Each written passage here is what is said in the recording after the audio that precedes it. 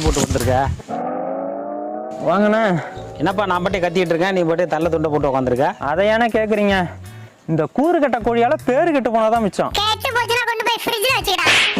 என்ன தம்பி, கோழி பண்ணெல்லாம் வச்சு ஊர்ல நல்ல பேரோட தான் இருக்க, பேர் கெட்டு போச்சுன்னு சொல்லிட்டு இருக்க. கோழி வாங்கிட்டு போனவங்களாம் பக்கத்து வீட்டுல போய் வம்பு இழுக்குது. என்னையா கோழி அடக்க உடக்கமா வளர்க்க மாட்டியான்னு போன் போட்டு திட்டுறாங்கண்ணே.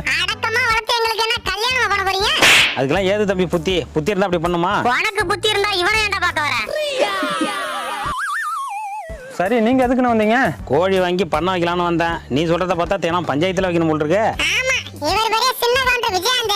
ஐயோ, அப்படிலாம் கிடையாதுண்ணே, வாங்கிட்டு போங்கண்ணே. இல்ல தம்பி, இந்த கோழியை வாங்கிட்டு போய் நான் பஞ்சாயத்து போலீஸ் ஸ்டேஷன் என்னால அலைய முடியாது. அப்ப தட்ட தூக்கிட்டு ரோட்ல அல. அந்த அளவுக்குலாம் நம்ம கோழி அடம் பண்ணாதுண்ணே. லவ் யூ டா ஓனரே.